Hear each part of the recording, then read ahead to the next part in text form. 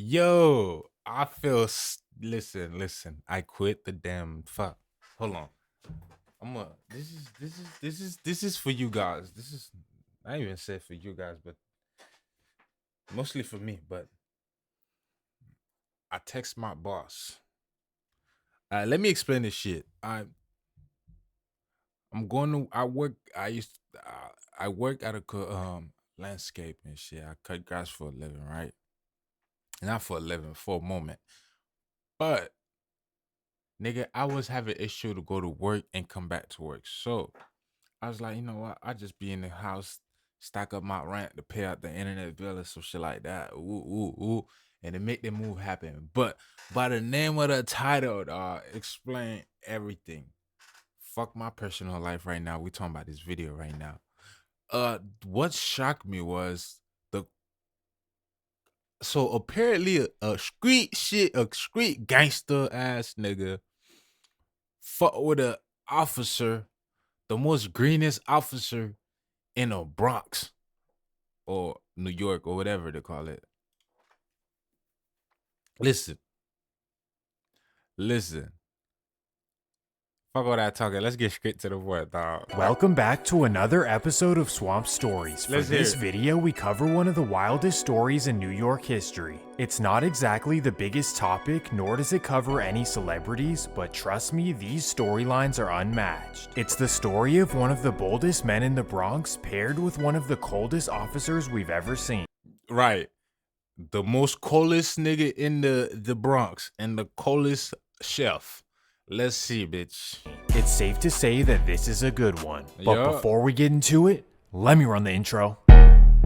Yeah, we ain't trying to get copyright from this bitch. Fuck no. Sorry, bro. In the middle of the Caribbean. If you're unfamiliar, the story begins in the Dominican Republic, an island located in the middle of the Caribbean. If you're unfamiliar, the DR has been one of the poorest countries in the Western Hemisphere for quite some decades. And to make matters worse, in the 1960s, political turmoil caused a massive exodus. Supporters of one political party feared retaliation from the new leader and they figured that they needed to leave. So starting around 1963, thousands of Dominicans began immigrating to America. Over 50% settled in New York City, with the vast majority settling in the Bronx. Slowly but surely, over the next 3 decades, the Bronx had become 15% Dominican. For reference, that's 210,000 people. Well, coincidentally, during this period, the Bronx was one of the wildest places in America. The streets were filled with crime and there was major rivalries between neighborhoods. Unlike LA, where there was massive gangs, in the Bronx it was one blocker project versus another blocker project.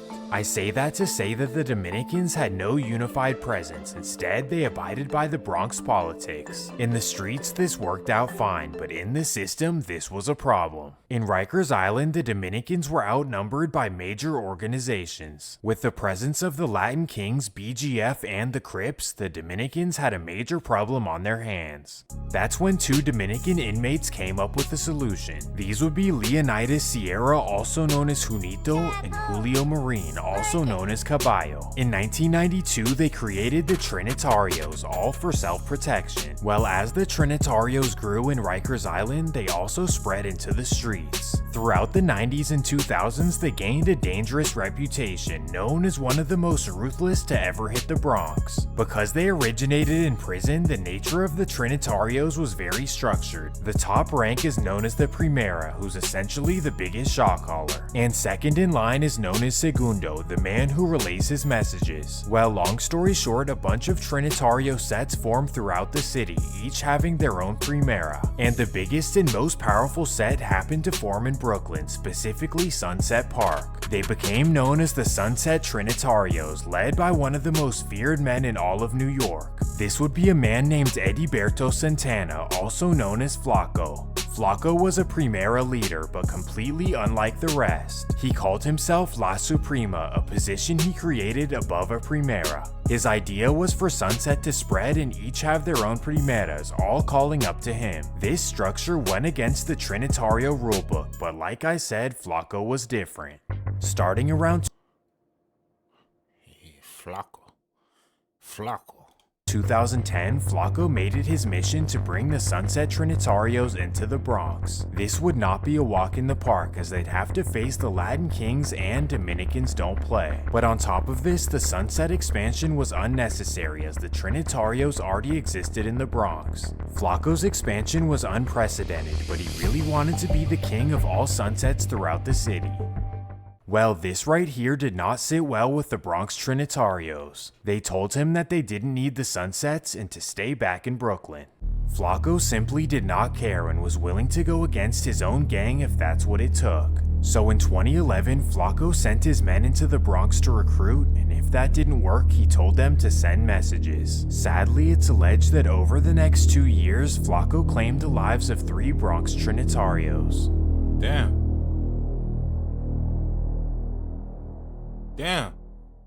They even pinned the body on him. How the fuck y'all nigga find him? Holy snooze. Flacco would be arrested, but not for many years down the line. In the meantime, he brought the Sunset Trinitarios into the Bronx and made them a powerful force. He became a feared character in the Bronx, and Trinitarios were afraid to go against him. Over the next couple of years, he created 2 official Sunset neighborhoods in West Bronx. These would be Fordham down to 184th, and on the other side, Fordham down to 182nd. Quickly, they both became the most hated in the area, as no one around them liked them. This is because La Suprema had them on go, stepping on anyone who got in their way. Essentially, the members had no free will, as they did whatever they were told. The constant following of orders from La Suprema gave no room for individuality. While one particular Sunset Trinitario was not too thrilled about how things were going. This would be a young member named Andrew Dunn, also known as Caballo. Caballo was a certified stepper in the Bronx and was well liked by all of his fellow members. Well, around 2017, Caballo began telling them about his frustrations. He even expressed ideas of quitting and starting his own hood. Some members were on board with him, but others were afraid to cross Flacco. Regardless, after months of convincing, Caballo finally got enough members to join him and do the unthinkable. In 2018, Caballo and a small crew of Sunset Trinitarios broke away and started their own gang. Caballo named them the Shooting Boys, also known as SB. He then chose a territory in a main block, one of the only unclaimed areas of the Bronx. Their main block would be on 155 Zezer Place, but they claimed everything around Devo Park. If you look on a map, this is only a few blocks away from the Sunset Trinitarios. And why this matters? Well, after they broke away, the Sunset Trinitarios were not too thrilled. Right off the bat, the SBs were rivals with their former brothers, on top of everyone they used to beef with. This now made the Shooting Boys the real EBK of the West Bronx. No one liked them, and certainly no one was willing to click up with them. Because of this, their members had to be fearless and willing to risk it all. So let me introduce you to the original members. First, you obviously have Andrew Dunn, also known as Caballo. Then beside him are 2 rappers, Reality RD and Vladdy SB. Then there's the main steppers. You have Victor Almonte, also known as Flacco Capone. Then you have Moises Fontanez, also known as Goya. Then there's Joel Ortiz, also known as Brooklyn, Wander Rivera, also known as Ciru, and finally Ramon Rodriguez, also known as Pollo. Together, these guys were absolutely the most— Hey, he got the best nigga. I don't give a fuck what nobody said. Pollo got the best nigga. Pollo got the best name. Ramon Rodriguez, also known as Pollo. Together, these guys were absolutely the most hated in the region. Because of this, the SBs were ultra aggressive and always making sure that no one unfamiliar was lingering on their turf. June 9th, 2019. It's an ordinary summer night in the Bronx, and Caballo and 2 members are hanging out on the block. As you would expect, the members are watching cars go by and constantly checking the corners. At 9 p.m., Caballo and Flacco Capone notice something strange. They spot an unfamiliar man at the end of the block. The members then look at each other and get suspicious. So together, they walk down to the corner to confront the man. They ask him what he's doing there, and he responds, "I'm just hustling." For years, this was neutral territory in the Bronx, and the guy clearly has no idea that the SBs are claiming it. Regardless, Caballo sees this as disrespect and he wants to prove a point. So he presses the man aggressively until the point where he turns around to run away. And that's when Caballo makes a wild decision. Bang! Ooh. Thankfully, the man was okay after being rushed to the hospital. But sadly, this is how the SBs began making a name for themselves in the Bronx. Damn. This may seem like a normal occurrence in Chicago, but this is New York where incidents like this are very rare. And what's even crazier is that Flaco Capone and Caballo were able to get away with this for the time being. And after getting away with this, they made it their mission to start bullying the Bronx. And that takes us to 2 weeks later, June 23rd, 2019. It's a Sunday evening in the Bronx and the Sunset Trinitarios are posted up on 182nd and Grand Concourse. Well, once the SBs get word of this, they order a young member to go make a statement. This would be Malvin Restudio, a cold young member. 7:15 p.m. Malvin walks from Caesar Place all the way down to 182nd with nothing but mayhem on his mind. When he arrives to the corner, he sees nothing but Sunset Trinitarios, and without hesitation, he lets loose. Bang! Thankfully, he pulled a Ben Simmons and everyone was okay, but regardless, this set the tone for the new rivalry. However, after doing this, the SBs had something else in mind. They needed money, and this was a struggle because no one in the Bronx would ever work with them. So to solve this problem, Caballo and Goya came up with a plan. Everyone in the Bronx knew not to trust them, so they started making connections across state lines. In the early summer of 2020, they formed an online relationship with a plug in suburban New Jersey, specifically in a small town called Southbrook Mound. Well, the SBs convinced the man to meet up and make a deal inside of his hometown, July 6, 2020. Caballo and Goya leave the Bronx at 6 p.m. and head down Interstate 95. No, don't tell me the Blake Broski. At 7:15, they arrive in Southbrook Mound and text the man. They tell him to meet them in a parking lot behind a Sunoco gas station. The man agrees and instantly heads over. At 7:35, he arrives and parks right next to them. They then direct him into the back seat of their car. After talking for a minute, Caballo and Goya whip out and tell him to give them everything he has. The terrified man agrees and they ruffle through his stuff. After getting what they want, they direct him out of the car and they drive back to the Bronx. With his car? Just like that, the SBs finally had a bit of money and now it was back to their old ways. After scoring big, Goya was ready to score again, just in a different way. July 31st, 2020.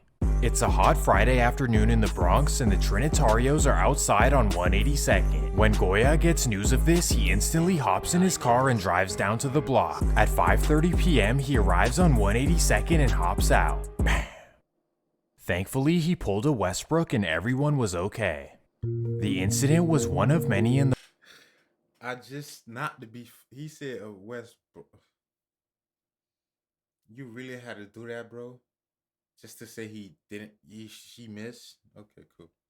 Bronx during the summer of 2020, which was one of the worst periods in almost a decade. Because of this, NYPD decided to send peace and safety units across the Bronx. Each precinct would deploy a crew of officers who would walk around, talk to people, and try to maintain the peace. Well, for the 52nd precinct, the crew was led by a very controversial officer. This would be Officer Gina Mestre, who's known for her good looks but also her terrible track record. In under 7 years of being an officer, Gina racked up 34 complaints about misusing her power and breaking laws. She also cost the taxpayers over $1 million in 10 separate lawsuits. Whitefoot? Oh my goodness, nigga, what? Well, given this, assigning Gina to patrol the SB area was a recipe for disaster. No way. And what do you know, over the summer of 2020, Gina formed a relationship with one of the men she was supposed to watch out for. This happened to be Caballo, the Riz God himself. Long story short, Caballo was knocking them ankle loose.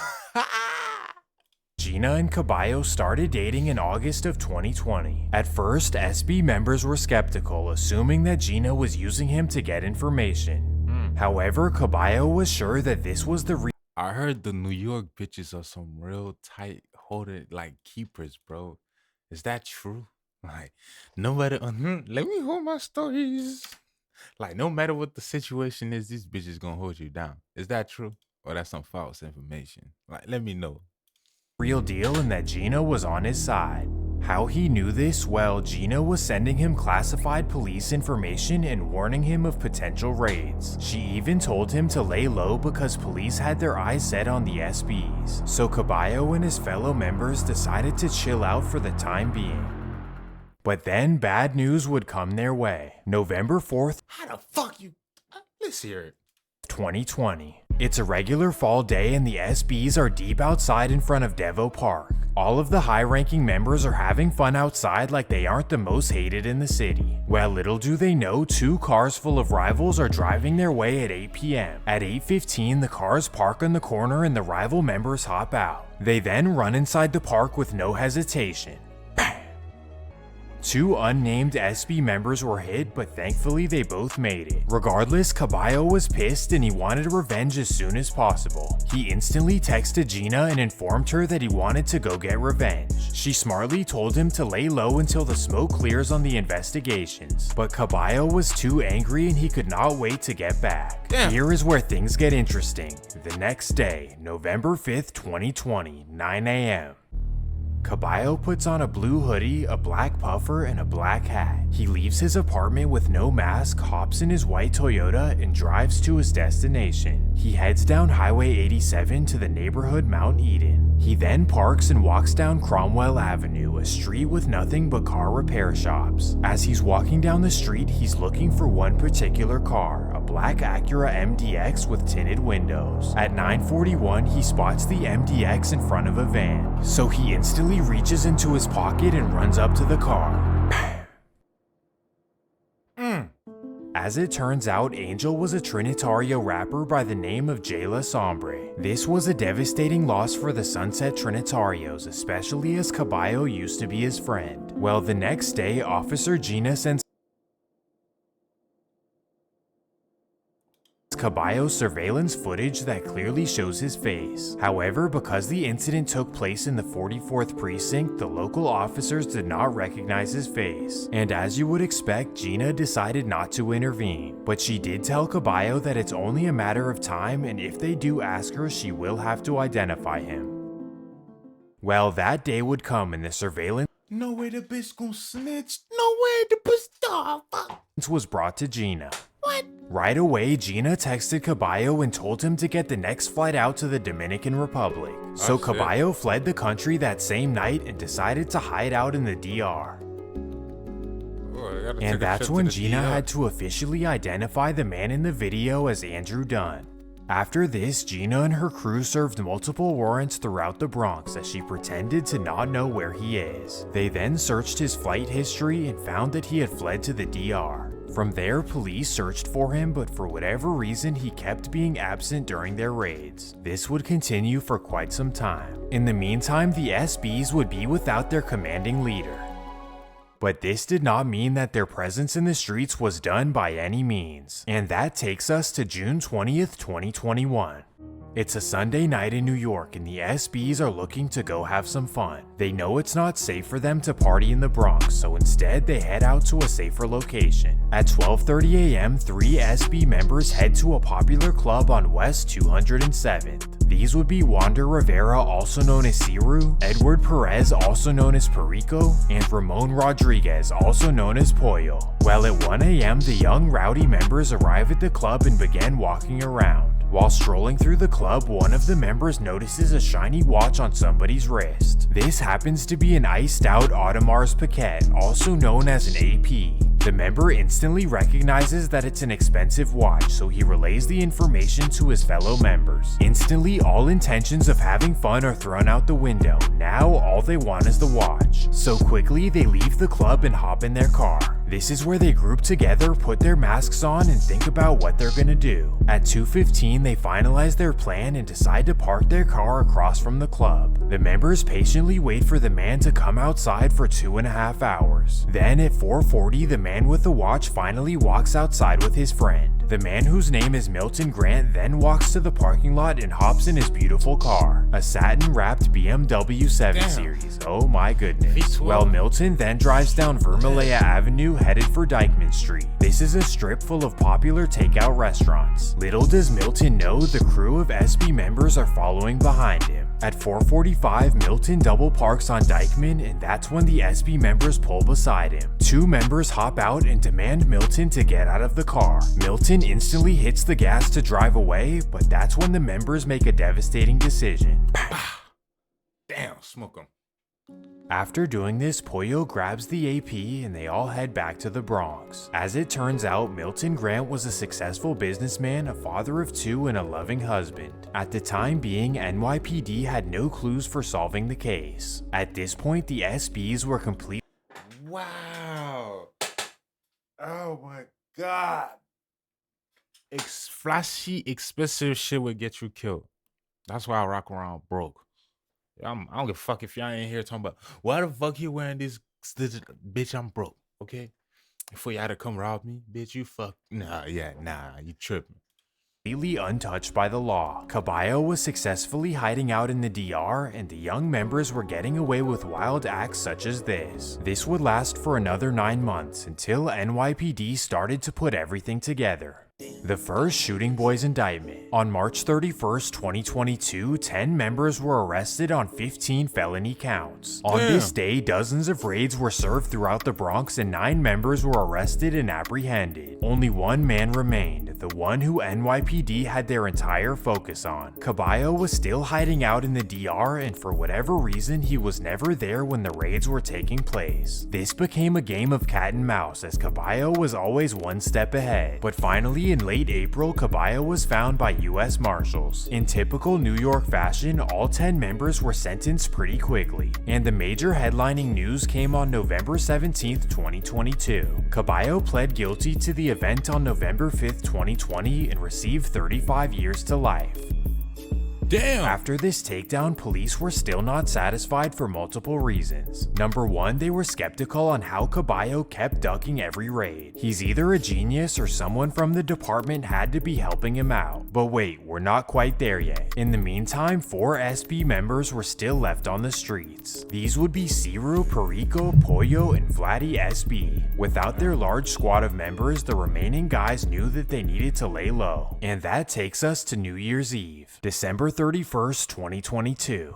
As you know, everyone in New York City is partying on this night, but for the SBs, they know that it's a risky move, especially after the indictment. If they stay in the Bronx, the chances that they have to do something or something is done to them is very high. So instead, they head across state lines to the city of Elizabeth, New Jersey. The city is about 45 minutes away, but it's definitely no walk in the park. The only reason they're there is because they know they won't run into rivals. Or will they? 3 a.m. After a night of partying, the SB members walk outside onto 1st Street in Elizabeth. Baddie SB casually walks down the street to his car, but right there is a man in a mask. Bam! This was the first major loss for the SBs, and it definitely took them by surprise. How did the rivals know where he was? Well, after the indictment and this incident, the SBs were depleted and on their last days. Only 3 members were really left, Ciru, Perico, and Pollo. Because they ducked the major indictment, they figured that they were in the clear for the Dyckman incident. But in New York City, everything will eventually be solved. After studying surveillance footage, the police were able to track the 3 members back to the incident. And finally, after nearly 2 years, police were able to put it all together. On April 19th, 2023, Ciru, Pollo, and Perico were all arrested. Today, they're currently in trial facing 35 to life. Because it was such a devastating incident, this was a major accomplishment by NYPD, and they weren't done just yet. Yes, after all of the SB members were taken down, they still wanted to know how Caballo was ducking the raids. Right. And after a major internal review, they found out that Gina and Caballo had a relationship. However, this in nature is not a crime, instead just a violation of the codes of conduct. Because there was no basis for an arrest, police simply made Gina resign from her position. But due to her bad reputation, police were not satisfied with this result. So they got a warrant to look through her phone, and this is when their minds were blown. First, they discovered that Gina was informing Caballo about department investigations. Then they discovered that she was even telling him about who was cooperating from rival hoods. To make matters worse, Gina was giving him the names of witnesses in SB cases. As you may be aware, this is classified information and definitely a felony in the state of New York. She put innocent witnesses who were simply doing their civic duty in major harm's way, all while making $130,000 of taxpayer money a year. As Nigga, a year? they scrolled through her timeline, they found the texts of her informing Caballo about the raids and when to leave town. All of this led the department to charge her with 4 felony counts. She holds 1 count of racketeering, which amounts to a maximum of 20 years in prison, 1 count of conspiracy to obstruct justice, which carries a maximum sentence of 5 years, then a count of conspiracy to obstruct an official proceeding, which carries a sentence of 20 years, and finally 1 count of accessory to murder, which carries a maximum of 15 years. So it's safe to say that Gina is cooked. Bitch, you said cook. That bitch fry. Once again, after another New York video, I'm simply impressed with NYPD. They seem to solve everything, even internal affairs. As for the SBs, I can't quite assume that they're done for good. You simply never know who's coming up in the next generation. But Yo, they fucking cooked the shit brick out of that lady, bro. Yo, y'all let me know how y'all feel about this bitch, bro. Smack the like button. Let's get this video to 100 like and like for real. Crazy.